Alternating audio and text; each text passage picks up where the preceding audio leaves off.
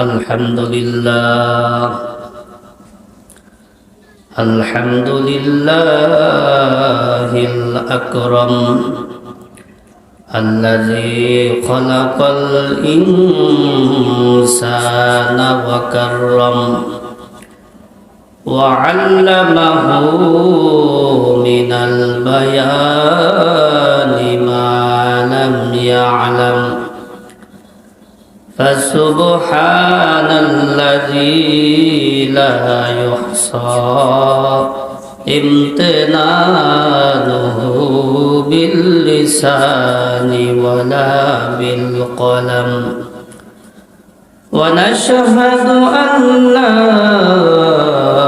إله إلا الله وحده لا شريك له ونشهد أن سيدنا وسندنا وحبيبنا وحبيب ربنا وطبيبنا وطبيب قلوبنا ومولانا محمدا عبد الله ورسوله أما بعد فأعوذ بالله من الشيطان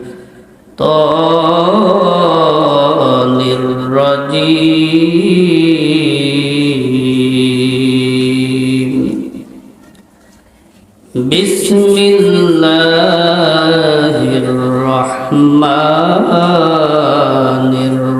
الرحيم قل إن صلاتي ونسكي ومحياي ومماتي لله رب العالمين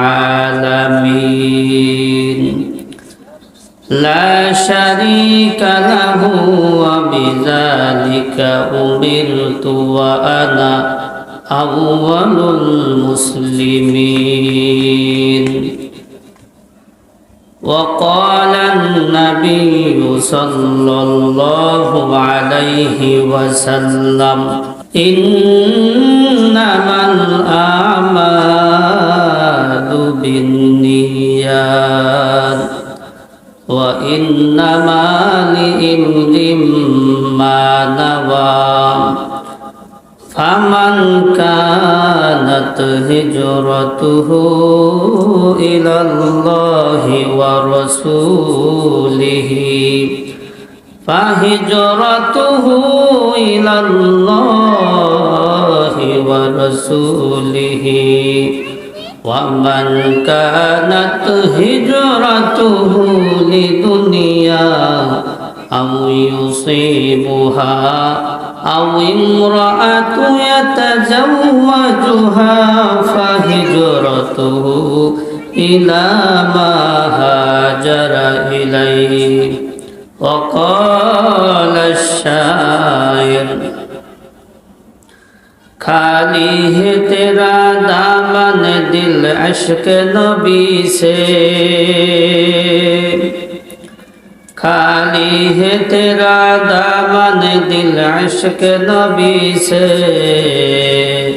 पत्थर हायो दिल जिसमें न हुआ मदीना पत्थर हायो दिल जिसमें न हुआ मदीना क्या खूब गुलिस्तान मोहम्मद है जहाँ में क्या खूब गुलिस्तान मोहम्मद है जहाँ में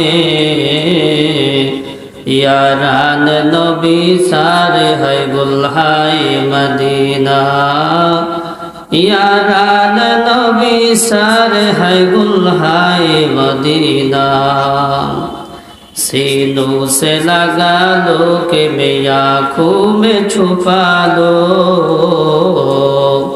सीनों से लगा लो कि मैं आँखों में छुपा लो, गर ख्वाब की दुनिया में नजर आए मदीना, गर ख्वाब की दुनिया में नजर आए मदीना। गोरस्থানে একটু মাটি বায়না করে রাখ রে, এখনই তোর আসতে পারে চলে যাবার ডাক রে।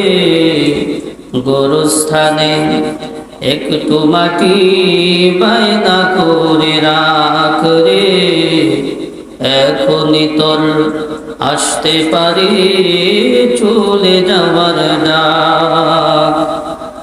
আতর গোলাপ সুরমা চন্দন কাফন নামে দেহ বন্ধন, আতর গোলাপ সুরমা চন্দন কাফন নামে দেহ বন্ধন। আলমারিতে রাখ রে তুলে একটি কোরআন পাক রে, এখনই তোর আসতে পারে চলে যাওয়ার ডাক রে।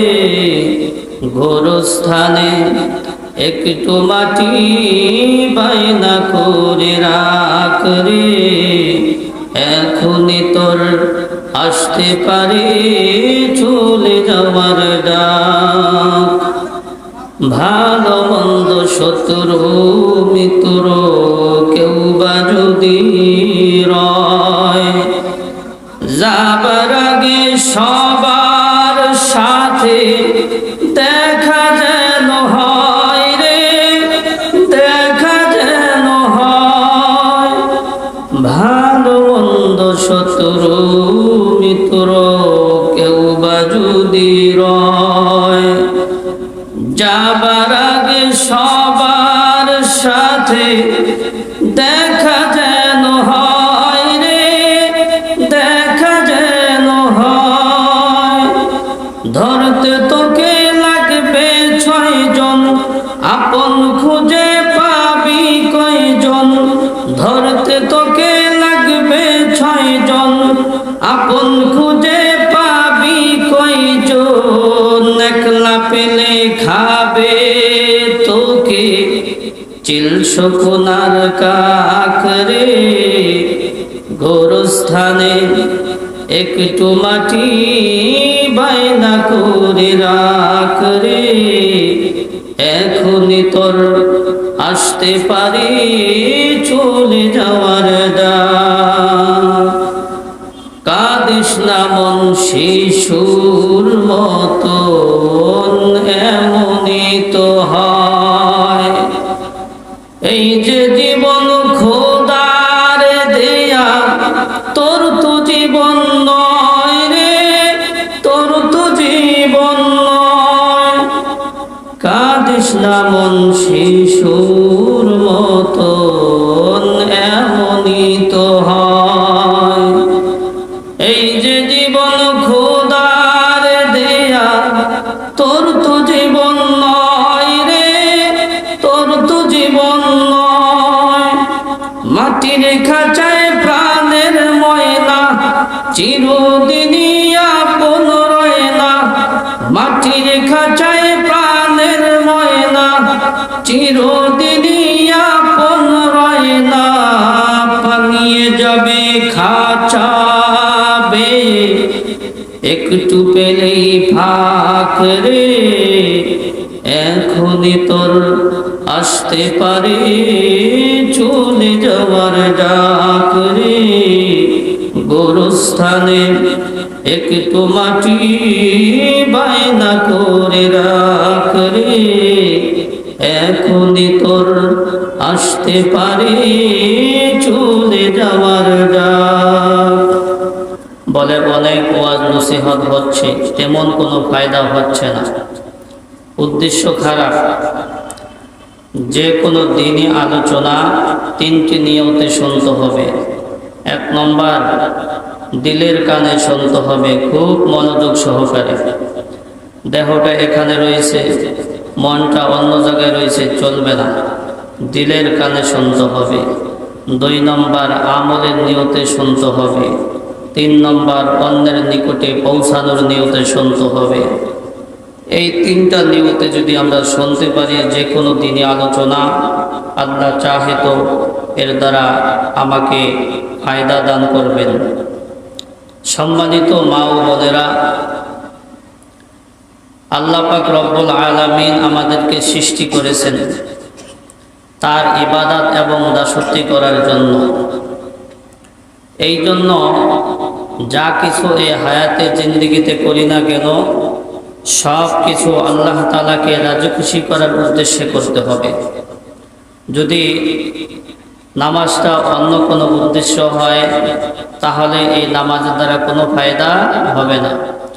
রোজাটা অন্য কোনো উদ্দেশ্য হয় তাহলে এই রোজার মাধ্যমে অন্য কোনো ফায়দা হবে না।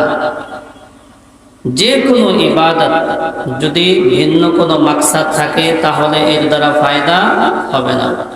এই জন্য আজকে ইখলাস সম্পর্কে আলোচনা করব। ইখলাস মানে কি? সব কিছু আল্লাহ তাআলাকে রাজি খুশি করার উদ্দেশ্যে করতে হবে।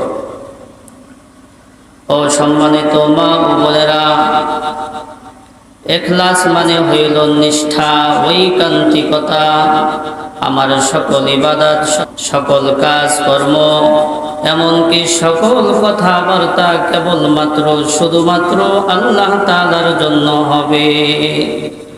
নামাজ পড়ব তো আল্লাহ তাআলার জন্য, রোজা রাখব তো আল্লাহ তাআলার জন্য, যাকাত দিব তো আল্লাহ তাআলার জন্য, হজ করব তো আল্লাহ তাআলার জন্য, এই যে মাহফিলে আসছে এটাও আল্লাহ তাআলার জন্য। সব কিছু কেবলমাত্র শুধুমাত্র আল্লাহ তাআলার জন্য হতে হবে। এগুলোর পিছনে দুনিয়ার কোনো উদ্দেশ্য যেমন সুনাম, সুখ্যাতি, পদ পদবি লাভ ইত্যাদি কোনো উদ্দেশ্য থাকতে পারবে না। ইখলাসের বিপরীত হইল রিয়া বা লৌকিকতা, মানুষ দেখানো। ইখলাসের গুরুত্ব এতই বেশি, এতই বেশি, এতই বেশি, যদি একজন আল্লাহর বান্দা, আল্লাহর বান্দি ইখলাসের সহিত ঈমান আনয়ন না করে তাহলে তার এই ঈমানটা আল্লাহ তাআলার দরবারে কবুল হবে না। আমরা কিতাবের মধ্যে পাই রাসূলের যুগে, সাহাবায়ে কেরামের যুগে অনেক মানুষ লেবাসদারি মুসলমান ছিল। মা বোনেরা, সরকারে দো আলমের পাশে বৈশা লম্বা জামা গায়ে দিয়ে পাগড়ি পরিধান করে লম্বা দাড়ি নিয়ে নামাজ পড়েছে, কিন্তু তারা বেঈমান। তাদের ব্যাপারে মুনাফিকের আয়াত নাজিল হয়েছে। কেন? বলে তারা যে ঈমান এনেছিল এই ঈমানের মধ্যে ইখলাস ছিল না। ঈমান আল্লাহ তাআলার জন্য আনে নাই, ইসলাম আল্লাহ তাআলার জন্য কবুল করে নাই। তাদের এই ঈমান আনয়নের পিছনে, ইসলাম গ্রহণ করার পিছনে দুনিয়াবি কোনো উদ্দেশ্য ছিল, যার কারণে তাদের ঈমানই কবুল হয় নাই। আমরা সকলেই মুসলমান, আল্লাহর রাসূলের প্রতি ঈমান এনেছি, এর মধ্যে আর কোনো উদ্দেশ্য থাকতে পারবে না। একমাত্র আল্লাহকে রাজি খুশি করার জন্যই আমরা ঈমান এনেছি।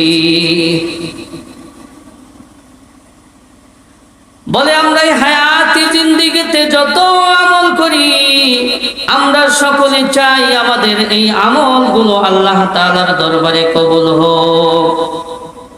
নাইলে এত কষ্ট করে ইবাদতের মানে কি? শীতের মৌসুমে এশার ফজরের ওযু করতে অনেক কষ্ট হয়। গরমের দিনে রাত ছোট, শেষ রাতে উঠতে খুব কষ্ট হয়। যদি আমার ইবাদতটা কবুলই না হয় তাহলে ইবাদত করার মানে কি? বলে আমরা এই হায়াতে জিন্দেগিতে যত আমল করি না কেন, এই আমলগুলো আল্লাহ তাআলার দরবারে কবুল হওয়ার জন্য 2টা শর্ত রয়েছে। আজীবন এই কথাটা মনে রাখতে হবে। আমরা এই হায়াতে জিন্দেগিতে যত আমল করি না কেন, এই আমলগুলো আল্লাহ তাআলার দরবারে কবুল হওয়ার জন্য 2টা শর্ত রয়েছে। 1 নম্বর শর্ত হইল আমলটার মধ্যে ইখলাস থাকতে হবে। আমলটা কেবলমাত্র শুধুমাত্র আল্লাহ তাআলার জন্য হতে হবে। এগুলোর পিছনে দুনিয়াবি কোনো উদ্দেশ্য থাকতে পারবে না। দুই নম্বর শর্ত হইল আমলটা শরীয়তের নীতিমালার আলোকে তথা সুন্নাত তরিকায় হইতে হবে। দুইটা শর্তই থাকতে হবে। বলে দ্বিতীয় শর্ত হইল আমলটা শরীয়তের নীতিমালার আলোকে তথা সুন্নাত তরিকায় হইতে হবে। মন মতো আমল করলে এই আমল উপরে উঠবে না, নিচেই থেকে যাবে। ওরা মাগরিবের নামাজ 3 রাকাত ফরজ, আমার মধ্যে অনেক ইখলাস রয়েছে। এখন আমি মনে করলাম মাগরিবের নামাজ 3 রাকাত ফরজ, আজকে ফরজ নামাজ 5 রাকাত পড়ব, নামাজ কবুল হবে কিনা? হবে না। কেন? বলে আমলটার মধ্যে ইখলাস ছিল, তারপরে নামাজটা কবুল হবে না কেন? বলে আমলটা শরীয়তের নীতিমালার আলোকে হয় নাই। শরীয়ত বলে দিয়েছে মাগরিবের ফরজ নামাজ হলো 3 রাকাত, 3 রাকাতেই পড়তে হবে। যাকাতের টাকা মসজিদে দিলে আদায় হবে কিনা? আদায় হবে না। যতই ইখলাস থাকুক না কেন আমার, যদি আমি যাকাতের টাকা মসজিদে দান করি তাহলে আমার যাকাত আদায় হবে না। কারণ যাকাত দিতে হয় নির্দিষ্ট কোনো ব্যক্তিকে ওই মালের মালিক বানায় দিতে হবে। মসজিদ কারো ব্যক্তিগত ঘর নয়, মসজিদ আল্লাহ তাআলার ঘর। অতএব আমি মসজিদে যাকাতের টাকা দিলাম, কাকে দিলাম? মসজিদ হলো আল্লাহর ঘর। আল্লাহ কি যাকাত খায়নি? তাইলে মসজিদে যাকাতের টাকা দিলে যাকাত আদায় হবে না। কেউ যদি যাকাতের টাকা দেয়া রাস্তা নির্মাণ করে দেয়, মেরামত করে দেয়, তাহলে যাকাত আদায় হবে না। কেন? বলে যাকাতের টাকা দিতে হয় নির্দিষ্টভাবে, কাউকে যাকাতের ওই টাকার মালিক বানায় দিতে হয়। রাস্তা সবার, কাকে আপনি মালিক বানাইছেন? অতএব যাকাতের টাকা দিয়ে রাস্তা করে দিলে যাকাত আদায় হবে না। আমরা তো ইদানিং ধনী লোকদের দেখি যাকাত দেয়, হ্যাঁ, কিছু টাকা নিয়ে দেশে আসে, আসার পরে মানুষরা তাদের বাড়িতে আসে, 10 টাকা 20 টাকা 30 টাকা দিয়ে দেয়, কাউকে দেয় কাউকে দেয় না, তুচ্ছ তাচ্ছিল্য করে। এটা ঠিক না। আল্লাহ পাক আমাকে সম্পদ দান করেছেন এবং এই দায়িত্ব হলো আমারই, ওই বাড়িতে গিয়ে এই টাকাটা পৌঁছাইয়া দিতে হবে। এটা হলো কর্তব্য, এটা কর্তব্য। আমরা এরকম করি না। দেখা যায় এরকম লোক পাওয়া খুবই মুশকিল, যে যাকাত খরচ হয়েছে আর খুঁজা খুঁজা খুঁজা খুঁজা বাড়িতে গিয়া দিয়ে আসছে। এরকম লোক আমরা পাই না। মিয়া, তোমাকে আল্লাহ পাক সম্পদ দান করেছে, তুমি নিয়ামতের শুকর আদায় করো না। ঢাকা শহরে দেখা যায় এই রমজান মাসে কি করে, টেরাক বার্তা একবার কাপড় আনে, কাপড় আনে এইভাবে নিক্ষেপ করে, ফিকা ফিকা মারে, জাকাতের কাপড় দান করে। ওই জাকাতের কাপড় মানুষে নিয়ে যায় আর ওকে গালাগালি করে। কি করে? গালাগালি করে। এটা সিস্টেম না, নিয়ম না। তাহলে বলতেছিলাম আমলটা কবুল হওয়ার জন্য 2 নম্বর শর্ত হইল শরীয়তের নীতিমালার আলোকে তথা সুন্নাত তরিকায় হইতে হবে। মা বোনদের প্রত্যেক মাসে একটা অসুস্থতা আছে। বাচ্চা প্রসবের পরে 40 দিন অসুস্থতা আছে। এখন আমি যদি মনে করি যে আমি তো নামাজ পড়তে পারি, আমি রোজা রাখতে পারি, তাহলে সমস্যা কি? সমস্যা আছে। আপনার এই নামাজ রোজা তো কবুল হবে না, বরং আপনার হারাম হবে। কি হবে? হারাম হবে। কেন? বলে আমলটা শরীয়তের নীতিমালার আলোকে হয় নাই। শরীয়ত বলেছে এই সময় নামাজ রোজা করা হারাম, নামাজ রোজা করা যাবে না এই সময়। তো বলতেছিলাম এই হায়াতে জিন্দেগিতে আমি যত আমল করি, এই আমলগুলো আল্লাহ তাআলার দরবারে কবুল হওয়ার জন্য 2টা শর্ত রয়েছে। 1 নম্বর শর্ত হইল আমলটার মধ্যে ইখলাস থাকতে হবে, কেবলমাত্র শুধুমাত্র আল্লাহ তাআলাকে রাজি খুশি করার উদ্দেশ্যে করতে হবে। 2 নম্বর শর্ত হইল আমলটা শরীয়তের নীতিমালার আলোকে তথা সুন্নাত তরিকায় হইতে হবে। তাহলে আশা করা যায় আমার আমলগুলো কবুল হবে। ও সম্মানিত মা ও বোনেরা, ইখলাসের কথা বলতেছিলাম। ইখলাসের কত গুরুত্ব, কত গুরুত্ব! আল্লাহ পাক রব্বুল আলামিন তার হাবিবকে কোরআনের মধ্যে সম্বোধন করে বলেন, কুল ইন্না সলাতি ওয়া নুসুকি ওয়া মাহইয়ায়া ওয়া মামাতি লিল্লাহি রাব্বিল আলামিন লা শারীকা লাহু ওয়া বিযালিকা উমিরতু ওয়া আনা আউয়ালুল মুসলিমিন। আল্লাহ পাক রব্বুল আলামিন তার বন্ধুকে সম্বোধন করে, বন্ধু হে, আপনি বলুন কুল ইন্না সলাতি, আপনি বলুন আমার নামাজ, ওয়া নুসুকি আমার কুরবানি, ওয়া মাহইয়ায়া আমার জীবন, ওয়া মামাতি আমার মরণ, লিল্লাহি রাব্বিল আলামিন, সব কিছু আল্লাহ তাআলার জন্য।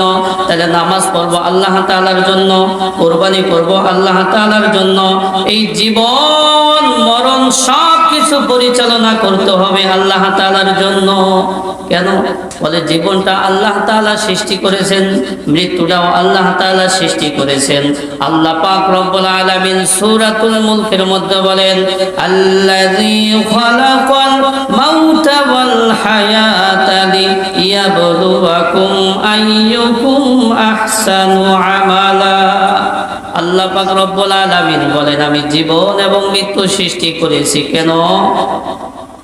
বলে লিয়াবলুয়াকুম আইয়ুকুম আহসানু আমালা, আমি আল্লাহ দেখতে চাই তোমাদের মধ্যে কে সবচাইতে সুন্দর আমল করে। তাহলে জীবন মৃত্যু আল্লাহ কেন সৃষ্টি করলেন? আল্লাহ পাক বলে লিয়াবলুয়াকুম আইয়ুকুম আহসানু আমালা, আমি আল্লাহ দেখতে চাই তোমাদের মধ্যে কে সবচাইতে সুন্দর আমল করে। সুন্দর কে না পছন্দ করে? একটা পাগলও সুন্দর পছন্দ করে। ছোট্ট বাচ্চা কিছু বোঝে না, ওকে যদি আপনি বলেন বাবু তুমি কালো মেয়ে বিবাহ করবা না সুন্দর মেয়ে বিবাহ করবা, ও দেখবেন বলে আমি সুন্দর মেয়ে বিবাহ করব। কোনোভাবেই রাজি না সে কালো মেয়ে বিবাহ করতে। তাইলে সুন্দরকে সবাই ভালোবাসে, সুন্দরের প্রতি সবাই দুর্বল, সবাই আকৃষ্ট। বলে পৃথিবীর শুরু লগ্ন থেকে এই সিস্টেমটা চলে আসছিল। বাবা আদম আলাইহিস সালাতু ওয়াস সালামের দুই ছেলের যেই দ্বন্দ্ব, সেটা এই সৌন্দর্যকে কেন্দ্র করে হয়েছিল। কাবিল এক পর্যায়ে হাবিলকে হিংসা বশত হত্যাই করে ফেলল। এই সৌন্দর্য নিয়ে ঝগড়া, সৌন্দর্য নিয়ে ঝগড়া। তো আল্লাহ পাক রব্বুল আলামিন আমাকে জীবন মরণ সৃষ্টি করেছেন কেন? আল্লাহ পাক বলেন লিয়াবলুয়াকুম আইয়ুকুম আহসানু আমালা। আল্লাহ পাক রব্বুল আলামিন বলেন আমি জীবন এবং মৃত্যু এই জন্য সৃষ্টি করেছি, আমি আল্লাহ পাক রব্বুল আলামিন দেখতে চাই তোমাদের মধ্যে কে সবচেয়ে সুন্দর আমল করে। সকলেই সৌন্দর্যকে পছন্দ করে, আমার আল্লাহ পাকও সৌন্দর্যকে পছন্দ করে।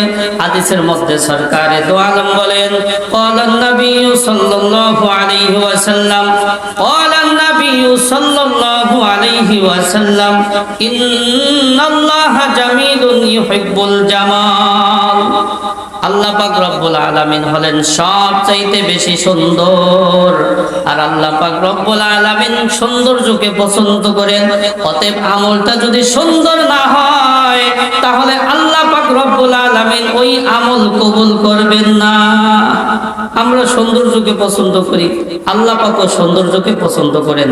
অতএব যে আমলটা সুন্দর হবে না, যে আমলটা সুন্দর হবে না, ওই আমলটা আল্লাহ পাক রব্বুল আলামিন কবুলও করবেন না। ও সম্মানিত মা বোনেরা, বলতেছিলাম ইখলাসের কত গুরুত্ব, কত গুরুত্ব। আল্লাহ পাক রব্বুল আলামিন অন্যত্র বলেন, লা ইয়ানালাল্লাহু লুহুমুহা ওয়ালা দিমাউহা ওয়ালাকিন ইয়ানালুহুত তাকওয়া মিনকুম।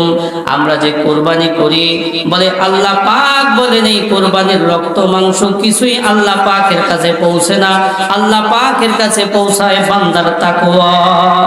মনের ভিতরে কি আছে এইটা পৌঁছায়, এটা পৌঁছায়। তাহলে সব কিছু করতে হবে আল্লাহ তাআলার জন্য। কেন? বলে আল্লাহ তাআলা আমাকে সৃষ্টি করেছেন, এই জন্য আল্লাহ পাক রব্বুল আলামিনের জন্য সব কিছু করতে হবে। আল্লাহ পাক রব্বুল আলামিনের কাছে কোনো কিছু ফাঁকি দেওয়া সম্ভব না। আল্লাহ পাক রব্বুল আলামিন বলেন, কুল ইন তুকফু মা ফি সুদুরিকুম আও তুবদুহু ইয়ালামুল্লাহ। আল্লাহ পাক রব্বুল আলামিন বলেন, কুল ইন তুকফু মা ফি সুদুরিকুম আও তুবদুহু ইয়ালামুল্লাহ। তোমরা যা গোপনে করো, যা কিছু প্রকাশ্য করো, সব কিছু আল্লাহ পাক রব্বুল আলামিন দেখেন। তাহলে আল্লাহ পাক রব্বুল আলামিনের চোখে ফাঁকি দেওয়া সম্ভব না। বলে আটলান্টিক মহাসাগরে সমুদ্রের নিচে মাছগুলো কি করে তাও আল্লাহ তাআলা দেখেন। গভীর অন্ধকার রজনীতে গর্তের ভিতরে কালো পিপিলিকা কি করে তাও আল্লাহ তাআলা দেখেন। এই জন্য সব কিছু করতে হবে আল্লাহ তাআলার জন্য। আল্লাহ পাক রব্বুল আলামিন সার্বক্ষণিকের জন্য বান্দাদের পাহারা দেন। আল্লাহ পাক রব্বুল আলামিন ঘুমান না। আল্লাহুল্লাযী লা তা'খুযুহু সিনাতু ওয়ালা নাওম। আল্লাহ পাক রব্বুল আলামিন হলেন চিরঞ্জীব। আল্লাহ পাক রব্বুল আলামিনের ঘুম নাই, ঘুমের তন্দ্রাও নাই। তিনি ঘুমান না বলে তার ঘুমের তন্দ্রাও নাই। সব সময়ের জন্য আমাদের দিকে আল্লাহ পাক রব্বুল আলামিন তাকায় রয়েছে। বান্দা কি করে না করে আল্লাহ পাক সব কিছু দেখতেছে। এই জন্য সব কিছু করতে হবে একমাত্র আল্লাহ তাআলার জন্য। বলে যখন কোনো গুনাহের কাজ আমাদের সামনে আসে তখন তিনটা বিষয় খেয়াল করতে হবে। এক নম্বর আল্লাহ তাআলা দেখতেছেন, দুই নম্বর ফেরেশতারা লিখতেছেন, কিরামান কাতিবিন ইয়ালামুনা মা তাফআলুন। আমার দুই কাঁধে দুইজন ফেরেশতা সব সময়ের জন্য আছে, আমি কি করতেছি না করতেছি সব কিছু এই ফেরেশতারা লিখে রাখতেছে। তিন নম্বর খেয়াল করতে হবে আমার আমলনামার মধ্যে সব কিছু জমা হয়ে যাইতেছে। আল্লাহ পাক বলে ওয়া ইযাস সুহুফু নুশিরাত, আমলনামা একদিন প্রকাশিত করা হবে। যার যার আমলনামা সে স্বচক্ষে দেখতে পারবে। আল্লাহ পাক রব্বুল আলামিন বলেন ফাআম্মা মান উতিয়া কিতাবাহু বিয়ামিনিহি ফাসায়ুহাসাবু হিসাবান ইয়াসীরা। আল্লাহ পাক রব্বুল আলামিন বলেন যার আমলনামা ডান হাতে দেওয়া হবে তার থেকে হিসাব খুব সহজে নেওয়া হবে, আর যার আমলনামা বাম হাতে দেওয়া হবে তার হিসাব কঠিন ভাবে দেওয়া হবে। আমলনামা এভাবে পেট ফুটা করে এরপর বাম হাতে দেওয়া হবে। আল্লাহ পাক রব্বুল আলামিন অন্যত্র বলেন ওয়া আম্মা মান উতিয়া কিতাবাহু বিশিমালিহি ফায়াকুলু ইয়া লাইতানি লাম উতা কিতাবিয়া ওয়া লাম আদরি মা হিসাবিয়া ইয়া লাইতাহা কানাতিল কাদিয়া। আল্লাহ পাক রব্বুল আলামিন বলেন যার আমলনামা বাম হাতে দেওয়া হবে ওই দিন হাসরের ময়দানের দিন সে আফসোস করে করে বলবে হায় আমার আমলনামা যদি নাই দেওয়া হইতো, মৃত্যুই যদি আমার শেষ হয়ে যাইতো, মৃত্যুই যদি আমার জীবন শেষ হয়ে যাইতো, আমার আমলনামা যদি নাই দেওয়া হইতো, আমার হিসাব নিকাশ যদি না হইতো তাহলে কতই না ভালো হইতো। যেদিন হাসরের ময়দান কায়েম হয়ে যাবে ওই দিন মানুষগুলো আফসোস করে করে করে করে মাটি হয়ে যাইতে চাইবে। আল্লাহ পাক রব্বুল আলামিন বলেন ইন্না আনজারনাকুম আযাবান করিবা, ইন্না আনজারনাকুম আযাবান করিবা ইয়াওমা ইয়ানজুরুল মার'উ মা কদ্দামাত ইয়াদাহু ওয়া ইয়াকুলুল কাফিরু ইয়া লাইতানি কুনতু তুরাবা। আল্লাহ পাক রব্বুল আলামিন বলেন যেদিন হাসরের ময়দান কায়েম হয়ে যাবে ওই দিন মানুষগুলো মাটি হয়ে যাইতে চাইবে। হযরতে আবু হুরায়রা রাদিয়াল্লাহু তাআলা আনহু থেকে বর্ণিত, তিনি বলেন যেদিন হাসরের ময়দান কায়েম হয়ে যাবে আল্লাহ পাক রব্বুল আলামিন পৃথিবীর শুরু লগ্ন থেকে শেষ পর্যন্ত যত চতুষ্পদ প্রাণী, যত প্রাণী আশরাফুল মাখলুকাত সব প্রাণীদেরকে আল্লাহ পাক রব্বুল আলামিন একত্রিত করবেন। এরপর আল্লাহ পাক রব্বুল আলামিন বিচারের ময়দান কায়েম করবেন। আল্লাহ পাক রব্বুল আলামিন প্রাণীদেরকে বলবেন, কোন প্রাণী যদি কোন প্রাণীর উপর জুলুম করে থাকে তাহলে আল্লাহ পাক বলবে আজকে প্রতিশোধ নাও। হাদিসের মধ্যে আছে আল্লাহর হাবিব বলেন যদি শিংওয়ালা একটা প্রাণী শিংবিহীন একটা প্রাণীকে গুতা দিয়ে থাকে আল্লাহ পাক রব্বুল আলামিন বলবে আজকে তুমি গুতা দিয়ে প্রতিশোধ নাও। যখন তাদের বিচার হয়ে যাবে আল্লাহ পাক রব্বুল আলামিন বলবেন কুনতু তুরাবা, তোমরা সকলে মাটি হয়ে যাও। ওই দিন মানুষগুলো আফসোস করে করে করে করে বলতে থাকবে হায় হায় আজকে আমরাও যদি মাটি হয়ে যাইতাম আমাদের জন্য জন্য যদি জান্নাত জাহান্নাম কিছুই না থাকতো, আমরা যদি মাটি হয়ে যাইতাম, আমাদের তাইলে হিসাব নিকাশ দিতে হইতো না, কতই না ভালো হইতো। ও সম্মানিত মা ও বোনেরা, যখন কোনো গুনাহের কাজ সামনে আসে এই তিনটা কাজ খেয়াল করতে হবে। এক নম্বর আল্লাহ তাআলা দেখতেছে, দুই নম্বর ফেরেশতারা লিখতেছে, তিন নম্বর আমলনামার মধ্যে সবকিছু জমা হয়ে যাইতেছে। যখন এই তিনটা বিষয় কোনো আল্লাহর বান্দা বান্দি চিন্তা করতে পারবে, আল্লাহ চাহে তো তার জন্য ওই গুনাহ থেকে বেঁচে থাকা সহজ হয়ে যাবে। ইখলাসের কথা বলতেছিলাম, বলে সবকিছু করতে হবে আল্লাহ তাআলার জন্য। কেন? বলে আল্লাহ তাআলার চোখে ফাঁকি দেওয়া সম্ভব নয়। আল্লাহ তাআলা বলেন, কুল ইন তুকফু মা ফি সুদুরিকুম আও তুবদুহু ইয়ালামুল্লাহ, তোমরা যা গোপনে করো, যা কিছু প্রকাশ্যে করো, সব কিছু আল্লাহ তাআলা দেখতেছে, কোনো কিছু ফাঁকি দেওয়া সম্ভব নয়। এই জন্য যা কিছু করব, এক নম্বরে নিয়তকে খালেস করে করব, একমাত্র আল্লাহ তাআলার জন্য করব। বুখারী শরীফ এবং মিশকাত শরীফের প্রথম হাদিস নিয়তের হাদিস। সরকারে দো আলম এবং সাহাবায়ে কেরাম যখন আল্লাহ পাক রব্বুল আলামিনের নির্দেশে মক্কা থেকে মদিনায় হিজরত করলেন, তখন একজন যুবতী মেয়েও হিজরত করেছিল। তার একজন প্রেমিক ছিল, এক যুবক। ওই যুবকও কিছুদিন পরে মদিনায় হিজরত করেন। এবার সাহাবায়ে কেরাম বলা বলি করতেছি, ইয়া রাসূলুল্লাহ, ইয়া হাবিবাল্লাহ, এই যুবক তো আল্লাহর রাসূলের জন্য হিজরত করে নাই, এই যুবক হিজরত করেছে এই নারীকে পাওয়ার জন্য। আল্লাহর হাবিব তাদের উত্তরে কোনো কথা বললেন না, একটা হাদিস শোনাই দিলেন।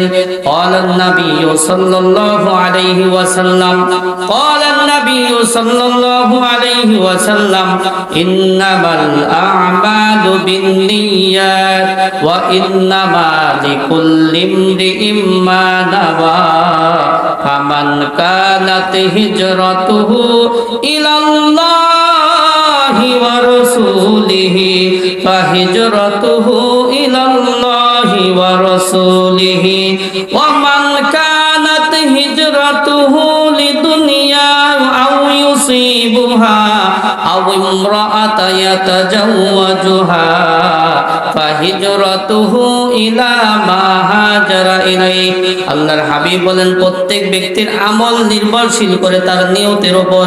সুতরাং কেউ যদি আল্লাহ এবং আল্লাহর রাসূলকে পাওয়ার উদ্দেশ্যে হিজরত করে, তাহলে সে অবশ্যই আল্লাহর রাসূলকে পেয়ে যাবে। আজকে আমরা মাহফিল আসছে, যদি আল্লাহর রাসূলকে পাওয়ার উদ্দেশ্যে আমরা এসে থাকি, তাহলে অবশ্যই আমরা আল্লাহর রাসূলকে পেয়ে যাব। আর যদি কেউ দুনিয়া পাওয়ার উদ্দেশ্যে অথবা কোনো সুন্দর নারীকে বিবাহ করার উদ্দেশ্যে হিজরত করে, তাহলে সে তাই পেয়ে যাবে। আল্লাহর হাবিব বুঝাইতে চাইলেন, তোমাদের সমালোচনা করার কোনো প্রয়োজন নাই। সে যেই উদ্দেশ্যে হিজরত করেছে সে সেটাই পেয়ে যাবে। যদি সে আল্লাহর রাসূলের জন্য হিজরত করে থাকে, তাহলে সে আল্লাহর রাসূলকে পেয়ে যাবে। আর যদি সে দুনিয়া পাওয়ার উদ্দেশ্যে অথবা কোনো নারীকে বিবাহ করার উদ্দেশ্যে হিজরত করে, তাহলে সে সেটাই পেয়ে যাবে। এই জন্য প্রত্যেকটা আমল নির্ভরশীল হবে তার নিয়তের উপর। আল্লাহ পাক রব্বুল আলামিন ওই নিয়তটা দেখেন, বান্দার কলবটা দেখেন।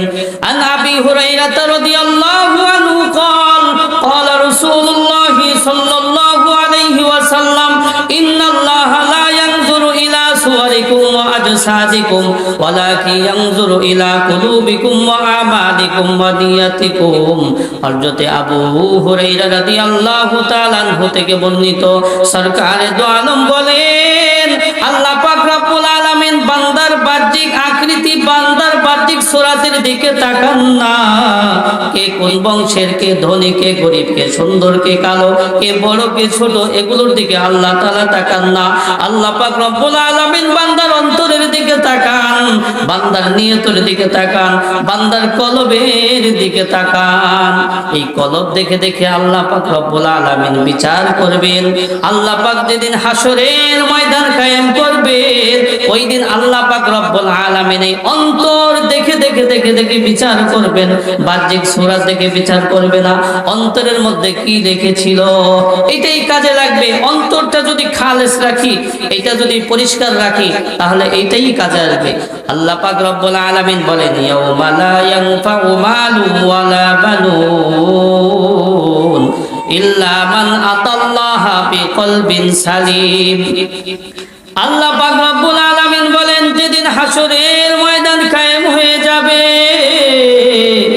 আজকে তোমাদের সন্তান সন্ততি ধন দৌলত এগুলো কোনো কাজে আসবে না। ইল্লা মান আতাল্লাহা বিকলবিন সালিম, তবে কেউ যদি সুন্দর একটা অন্তর নিয়ে আমার কাছে আসে তাহলে এইটা কাজে আসবে। কারণ আল্লাহ পাক রব্বুল আলামিন অন্তর দেখে দেখে বিচার করবে। ও সম্মানিত মা ও বোনেরা, বলতেছিলাম ইখলাস, যা কিছু করব কেবলমাত্র আল্লাহ তাআলার কাছে জন্য করব, আল্লাহ তাআলাকে রাজি খুশি করার জন্য করব। সরকারে দো আলম বলেন, তিন ব্যক্তি এমন রয়েছে যেই তিন ব্যক্তি শত আমল করেও জাহান্নামে যাবে, শুধুমাত্র তাদের আমলের মধ্যে ইখলাস না থাকার কারণে। সরকারে দো আলম বলেন, তিন ব্যক্তি এমন রয়েছে যেই তিন ব্যক্তি শত আমল করেও জাহান্নামে যাবে, তাদের আমলগুলোর মধ্যে ইখলাস না থাকার কারণে। এক নাম্বার হইল শহীদ, যেই ব্যক্তি আল্লাহর দ্বীনকে আল্লাহর জমিনে বুলন্দ করার জন্য জিহাদ করতে করতে শহীদ হয়ে গেছে। আল্লাহ পাক রব্বুল আলামিন যেদিন হাসরের ময়দান কায়েম করবেন, আল্লাহ পাক রব্বুল আলামিন তার ওই বান্দাকে বিভিন্ন নিয়ামতের কথা স্মরণ করিয়ে দিলে আল্লাহ পাক রব্বুল আলামিন বলবেন, আমি তোমাকে এত এত নিয়ামত দান করেছি, এর বিনিময়ে তুমি কি করেছো? ওই ব্যক্তি বলবে, ইয়া রব্বুল আলামিন, আমি আপনার দ্বীনকে আপনার জমিনে বুলন্দ করার জন্য, প্রতিষ্ঠিত করার জন্য জিহাদ করতে করতে শহীদ হয়ে গিয়েছি, আমার নিজের জীবনকে আপনার জন্য উৎসর্গ করে দিয়েছি।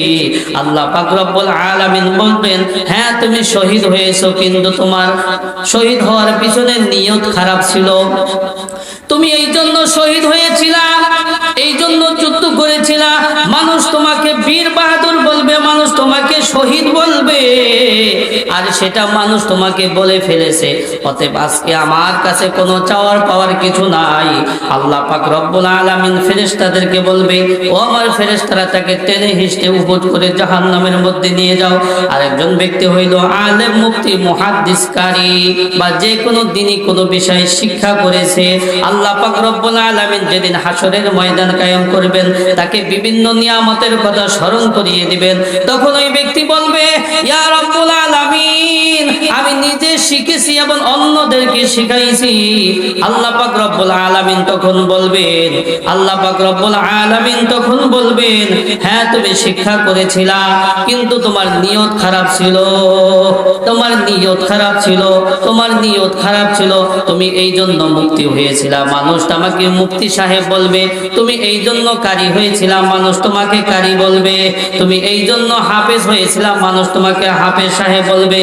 আর এটা মানুষ দুনিয়াতে তোমাকে বলে ফেলেছে। অতএব আজকে আমার কাছে তোমার চাওয়া পাওয়ার কিছু নাই। আল্লাহ পাক রব্বুল আলামিন ফেরেশতাদেরকে বলবে, ও আমার ফেরেশতারা, আমার এই বান্দাকে টেনে হিঁচড়ে জাহান্নামের মধ্যে নিয়ে যাও। আরেকজন ব্যক্তি হলো ওই ব্যক্তি যে অনেক দান করেছে, আল্লাহ পাক অনেক সম্পদ দান করেছে, আর সেই সম্পদ সে বিভিন্ন রাস্তায় দান করেছে, অসহায় মানুষদেরকে দান করেছে। আল্লাহ পাক যেদিন হাসরের ময়দান কায়েম করবেন, আল্লাহ পাক রব্বুল আলামিন বলবেন, হে আমার বান্দা, আমি তোমাকে এত এত নিয়ামত দান করেছি, এর বিনিময়ে তুমি কি করেছিলা? ওই ব্যক্তি বলবে, ইয়া রব্বুল আলামিন, আপনার এমন কোন ক্ষেত্র নাই যেখানে দান করলে আপনি খুশি হবেন আর আমি দান করি নাই। আপনার এমন কোন ক্ষেত্র নাই যেখানে দান করলে আপনি খুশি হবেন আর আমি দান করি নাই। তখন আল্লাহ পাক রব্বুল আলামিন বলবেন, হ্যাঁ তুমি দান করেছিলা, কিন্তু তোমার উদ্দেশ্য ভিন্ন ছিল। তুমি দান করেছিলা এই জন্য মানুষ তোমাকে দাতা বলবে, তুমি দান করেছিলা এই জন্য মানুষ তোমাকে বাহবা দিবে, তুমি দান করেছিলা এই জন্য মানুষ তোমাকে সাপোর্ট করবে, তুমি দান করেছিলা এই জন্য মানুষ তোমাকে ভোট দিবে। আছে না সমাজে এমন মানুষ? দেখে দেখে দেখে দেখে কি করে? কার্ড দেয়। কি কে? এই যে সরকারি কার্ড আছে না, চাউলের, দেখে দেখে কি করে? কার্ড দেয়। বুঝাচ্ছে যারা তার পিছে ঘুরছে তাদেরকে জাকাত দেয়, অথচ সেই ব্যক্তি উপযুক্ত না, তার চাইতে আরো উপযুক্ত ব্যক্তি সমাজে আছে কিনা, এরকম থাকে। আল্লাহ পাক রব্বুল আলামিন তখন বলবে, অতএব তুমি যেই উদ্দেশ্যে দান করেছিলা তোমার উদ্দেশ্য হাসিল হয়ে গেছে, আজকে আমার কাছে তোমার কোনো চাওয়া পাওয়ার কিছু নাই। আল্লাহ পাক রব্বুল আলামিন তখন ফেরেশতাদেরকে বলবে, ও আমার ফেরেশতারা, তাকে টেনে হিঁচড়ে জাহান্নামের মধ্যে নিয়ে যাও। তাইলে তিন ব্যক্তি শত আমল করেও জাহান্নামে যাবে কেন? বলে তাদের আমলের মধ্যে ইখলাস না থাকার কারণে, তাদের আমলটা আল্লাহ রাসূলের জন্য না হওয়ার কারণে। এই জন্য সব কিছু করতে হবে আল্লাহ তাআলার জন্য। আল্লাহ তাআলার জন্য যদি করি তাহলে দুনিয়া পেয়ে যাব, আখিরাতও পেয়ে যাব। আমরা বিল্ডিং বানাই, অনেক টাকা খরচ করে, অনেক টাকা খরচ করে বিল্ডিং এর মধ্যে, ভবনের মধ্যে জানালা দেই না? জানালা দেওয়ার সময় যদি নিয়তটা এই করি যে এই জানালা দিয়ে আজানের ধ্বনি আমাদের কানে ভেসে আসবে, তখন আমরা আল্লাহ পাকের ডাকে সাড়া দেব। তাইলে এই বিল্ডিং বানানোর পিছনে যত টাকা খরচ হয়েছে সব সদকায়ে জারিয়া সব হয়ে যাবে। আর যদি শুধু নিয়ত এটা থাকে যে বাতাস খাওয়ার জন্য জানালা দিতেছি, তাহলে শুধু বাতাসে খাইতে পারবো, সওয়াব পাওয়া যাবে না, সওয়াব পাওয়া যাবে না। একটু নিয়তটা আল্লাহ তাআলার জন্য করার কারণে এতগুলা টাকা, 20 লাখ 25 লাখ 30 লাখ টাকা যায় একটা ভবন করতে, একতলা কমপ্লিট করতে এত টাকা খরচ যায়, সবগুলো সদকায়ে জারিয়ার সওয়াব হয়ে যাবে, সদকায়ে জারিয়ার সওয়াব হয়ে যাবে। এই জন্য নিয়ত ভালো তো সব ভালো। ও সম্মানিত মা ও বোনেরা, আল্লাহ পাক রব্বুল আলামিন আমাদেরকে কত ভালোবাসেন, কত মোহাব্বত করেন। আল্লাহ পাক রব্বুল আলামিন হাদিসে কুদসির মধ্যে বলেন, ইন্নাল্লাহা তাবারাকা ওয়া তাআলা কাতাবাল হাসানাত ওয়াস সাইয়্যাত সুম্মা বায়্যানা যালিকা ফামান হাম্মা বিহাসানাতিন ফালাম ইয়ামালহা কাতাবাহাল্লাহু তাবারাকা ওয়া তাআলা ইনদাহু হাসানাতান কামিলাতান ওয়া ইন হাম্মা হাসানাতান ফাআমিলাহা কাতাবাহাল্লাহু তাবারাকা ওয়া তাআলা ইনদাহু আশরু হাসানাতিন ইলা 700 আযআফিন কাসীরাতিন ওয়া ইন হাম্মা বিসাইয়্যাতিন ফালাম ইয়ামালহা কাতাবাহাল্লাহু তাবারাকা ওয়া তাআলা ইনদাহু হাসানাতান কামিলাতান ওয়া ইন হাম্মা বিসাইয়্যাতিন ফাআমিলাহা কাতাবাহাল্লাহু তাবারাকা ওয়া তাআলা ইনদাহু সাইয়্যাতান। আল্লাহ পাক রব্বুল আলামিন হাদিসে কুদসির মধ্যে বলেন, আল্লাহ পাক রব্বুল আলামিন নেক সমূহ এবং পাপ সমূহ সব কিছু লিপিবদ্ধ করে রেখেছেন। এরপর এইগুলোর ব্যাখ্যা দিয়েছেন, যদি আল্লাহর কোন বান্দা বান্দি একটা নেক কাজ করার, একটা ভালো কাজ করার নিয়ত করে, যদি ওই নেক কাজটা করতে নাও পারে, তারপরও আল্লাহ তাআলা নিয়ত করার কারণে একটা নেকি লিখে দেন। আর যদি ওই ভালো কাজটা নিয়ত করার সাথে সাথে ভালো কাজটা, নেকের কাজটা যদি কোনো আল্লাহর বান্দা বান্দি করতে পারে, আল্লাহ পাক রব্বুল আলামিন 10 থেকে 700 গুণ বরঞ্চ তার চাইতে আরো বেশি সওয়াব দান করে। পক্ষান্তরে যদি কোনো আল্লাহর বান্দা বান্দি একটা খারাপ কাজ করার, একটা গুনাহের কাজ করার নিয়ত করে আর আল্লাহর ভয়ে সেই গুনাহটা না করে, তাইলে আল্লাহ পাক একটা সওয়াব লিখে দেন। আর যদি ওই গুনাহের কাজটা করেই ফেলে, তাহলে আল্লাহ পাক রব্বুল আলামিন একটা গুনাহই লেখেন। আল্লাহ পাক কত অনুগ্রহ করেছেন, কত করুণা করেছেন। আমাদের ভিতরে দেখা যায় অনেক সময় অনেক গুনাহের কল্পনা জল্পনা জাগে, আল্লাহ পাক কত অনুগ্রহ করেছেন। ওইগুলা কল্পনা জল্পনা জাগার সাথে সাথে আল্লাহ পাক গুনাহটা লেখেন না, গুনাহটা লেখেন না, বরঞ্চ কল্পনা জাগার পরে আবার যদি ওটা থেকে ফিরে আসে তাহলে একটা নেকি লিখে দেন, একটা নেকি লিখে দেন। আর যদি কল্পনা জাগার পরে ওই গুনাহটা করি তাহলে একটা গুনাহই লেখেন, একটা গুনাহই লেখেন। কত অনুগ্রহ করেছেন। হ্যাঁ, কত গুনাহের কল্পনা জল্পনা জাগে। হায় হায়, যদি এইগুলা যদি আল্লাহ পাক সব গুনাহ লিখতে নেই তাইলে তো গুনার পাহাড় হয়ে যেত, গুনার পাহাড় হয়ে যেত। তাইলে আল্লাহ পাক বান্দাদেরকে ভালোবাসেন। সম্মানিত হাজিরিন, বলতেছিলাম যা কিছু করব একমাত্র আল্লাহ তাআলার জন্য করব, আল্লাহ তাআলার জন্য করব। হাদিসের মধ্যে আসছে, যদি কোনো নেক আমল, যদি কোনো নেক আমল কেবলমাত্র শুধুমাত্র আল্লাহ তাআলাকে রাজি খুশি করার উদ্দেশ্যে করা হয়, আর কোনো বিপদে আমরা পড়ে থাকি, ওই আমলের উসিলা দিয়ে দোয়া করলে আল্লাহ পাক রব্বুল আলামিন সেই বিপদ থেকে মুক্তি দান করেন। সরকারে দো আলম তিন ব্যক্তির ঘটনা হাদিসের মধ্যে বর্ণনা করেছেন। সরকারে দো আলম বলেন, তিন ব্যক্তি কোথাও যাচ্ছিল, সফরের উদ্দেশ্যে কোথাও বের হয়েছে। হাঁটতে হাঁটতে রাত হয়ে গেছে। যখন রাত হয়ে গেছে তারা একটা গুহার মধ্যে আশ্রয় নিয়েছে রাত্রি যাপন করার জন্য। যখন ওই তিন ব্যক্তি গুহার মধ্যে প্রবেশ করেছে, উপর থেকে বিশাল একটা পাথর এসে গুহার মুখ বন্ধ হয়ে গেছে। এবার তিন ব্যক্তি ভাবতেছে, হায় হায় আমাদের মৃত্যু নিশ্চিত, এই পাথরও আমরা সরাইতে পারবো না, এখান থেকে আমরা বেরো হইতে পারবো না। এবার তাদের মধ্য থেকে একজন বলতেছে, আমাদের জীবনে কোনো ভালো এমন আমল আছে কিনা যে আমলটা কেবলমাত্র শুধুমাত্র আল্লাহ তাআলাকে রাজি খুশি করার উদ্দেশ্যে করেছিলাম, আজকে আমরা ওই আমলের উসিলা দিয়ে দোয়া করব। তাদের মধ্য থেকে এক ব্যক্তি ছিল মা বাবার আশিক। এক ব্যক্তি ছাগল বিচরণ করত।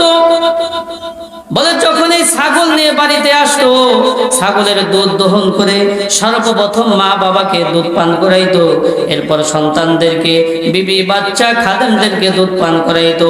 বলে ওই ব্যক্তি একদিন ছাগল চড়াইতে চড়াইতে অনেক দূরে চলে গেছে, আস্তে আস্তে রাত হয়ে গেছে, এসে ছাগলের দুধ দহন করছে। দহন করতে করতে দেখে মা বাবা ঘুমায় গেছে। ওই আল্লাহর বান্দা দুধের পেয়ালা মা বাবার শিওরে নিয়ে দাঁড়িয়ে রয়েছে। যখনই ফজরের আজান তাদের কর্ণকুহরে ভেসে আসছে, মা বাবার ঘুম ভেঙে গেছে। এদিকে বাচ্চারা দুধ খাওয়ার জন্য কান্নাকাটি করতেছে।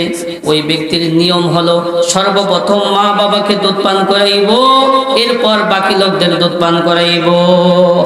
যখন ফজরের আজান হয়েছে, মা বাবার ঘুম ভেঙে গেছে। ঘুম ভাঙ্গার পরে দেখে সন্তান দুধের পেয়ালা নিয়ে শিওরে দাঁড়িয়ে রয়েছে। এরপর ওই ব্যক্তি মা বাবাকে দুধ পান করাইছে, বাকি সন্তানদেরকে এরপর দুধ পান করাইছে। ওই ব্যক্তি বলতেছে, ইয়া রাব্বুল আলামিন, ইয়া আরহামার রাহিমিন, এই কাজটা যদি কেবলমাত্র শুধুমাত্র আপনাকে রাজি খুশি করার উদ্দেশ্যে করে থাকি, এই আল্লাহ আজকে এই বিপদ থেকে আমাদেরকে মুক্তি দান করুন। সাথে সাথে পাথরের 3 ভাগের 1 ভাগ সরে গেছে। মা বাবার খেদমত আজকে আমরা করি না। রিজাল রব্বি ফি রিজাল ওয়ালিদাইন ওয়া সাকাতুর রব্বি ফি সাকাতিল ওয়ালিদাইন। সরকারে দো আলম বলেন, আল্লাহ পাক রব্বুল আলামিনের সন্তুষ্টি মা বাবার সন্তুষ্টির মধ্যে নিহিত। আল্লাহ পাক রব্বুল আলামিনের অসন্তুষ্টি মা বাবার অসন্তুষ্টির মধ্যে নিহিত। সুতরাং যদি আমি আল্লাহ পাককে সন্তুষ্ট রাখতে চাই, তাহলে এর পূর্বে অবশ্যই মা বাবাকে সন্তুষ্ট রাখতে হবে। মা বাবাকে সন্তুষ্ট রাখলেই আল্লাহ পাক রব্বুল আলামিন সন্তুষ্ট থাকবেন। মা বাবার দিকে সন্তান যদি নেক সূরাতে তাকায়, সরকারে দো আলম বলেন, যদি কোনো আল্লাহর বান্দা বান্দি, যদি কোনো সন্তান মা বাবার দিকে নেক সূরাতে তাকায়, আল্লাহ পাক রব্বুল আলামিন সাথে সাথে তার আমলনামার মধ্যে একটা কবুল হজের সওয়াব লিখে দেয়। আমরা তো অনেক চালাক পণ্ডিত, 2 মেয়ে 2 ছেলে, এই হাদিসের উপর আমল করে। এক ছেলে কি করে, মা বাবার ওষুধ ভরণ পোষণের ব্যবস্থা করে। আরেক ছেলে কি করে, ওই জানালা খুললা এবার মা বাবার দিকে তাকায়।